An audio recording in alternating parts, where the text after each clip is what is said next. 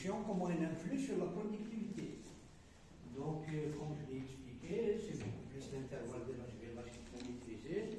C'est une question de très bonne alimentation qui suit la reproduction pour extérioriser un potentiel génétique.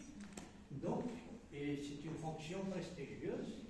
Toutes les commodités, toutes les conditions doivent être réunies pour une reproduction et obtenir un veau par année au lieu d'obtenir 2 veaux en 3 ans. Ok? Ça, c'est le deuxième. Bon, c'est lié à la fertilité, à la fécondité. Hein. La fertilité, c'est beaucoup plus. On traite le paramètre vers le pourcentage de réussite à la première, ça y est. Théoriquement, dans les normes, c'est 60%. Et des vaches qui demandent plus de 3, ça y est, ça doit être moins de 15%. Le reste qui reste en pourcentage, c'est entre 2, doivent au moins avoir 2, ça y est. Voilà, ok. Donc si je prends première saillie, deuxième saillie, réussite, c'est 60 plus moins 15, ça fait 100 moins 15, c'est 85. 85, donc il reste 25%. Donc 60% première saillie, 25% deuxième saillie, au total 85%. Voilà, d'une façon générale. Hein.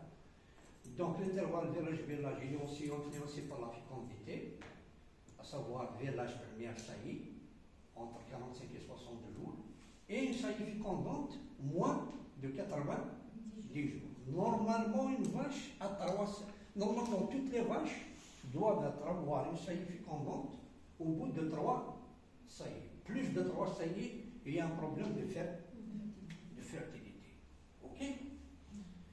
Voilà comment ça se répercute sur l'étalement des intervalles de l'ogive. Donc la reproduction, c'est très important.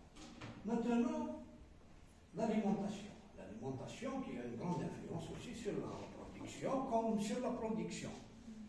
L'expression d'un potentiel génétique qu'on vient de voir de l'os n'est possible qu'avec une alimentation saine.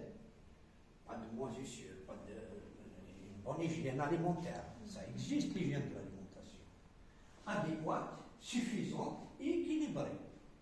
Tous ces paramètres doivent être réunis dans l'alimentation.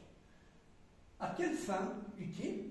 L'élimination avec la fibre, la microflore qu'il y a lieu de maîtriser et d'équilibrer dans la ponce, parce qu'en fin de compte, on nourrit la microflore avec les fourrages grossiers. C'est pas la vache, c'est la microflore qu'on doit maintenir au niveau de la ponce. C'est pour ça que la vache a 4 poches. La correction d'une ration de base, s'il est équilibré, tant mieux. Généralement, on essaye d'avoir cet équilibre de non grossier qui représente la ration de base avec minimum de fourrage, une source protéique, une source énergétique pour avoir l'équilibre qu'on cherche.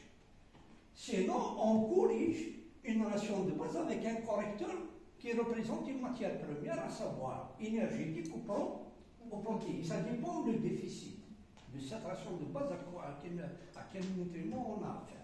Nutrition, donc, c'est par rapport à l'énergie ou par rapport aux protéines. La complémentation, c'est de complémenter une ration de base corrigée. Donc, c'est un aliment équilibré, comme le B18, le B22, le B15 et tout ça, c'est des aliments équilibrés pour un niveau de production qui varie entre 2 et 2 litres et demi. Ça dépend, c'est une question de dosage, de sources protéiques, dans la formulation de l'aliment considéré. Ok? Donc, et l'équilibre des nutriments, c'est l'équilibre entre l'apport énergétique et l'apport protéique. Ça ne sert à rien d'avoir un déséquilibre parce que là, ça a des répercussions. Sur l'alimentation énergétique, ça induit la mise en place des tissus adipeux graisseux. Et le manque aussi, c'est un manque d'énergie qui a des répercussions aussi sur la reproduction, sur la fertilité et la production hormonale. Ok? Donc tout est relié en fin de compte. Hein? Tout est relié.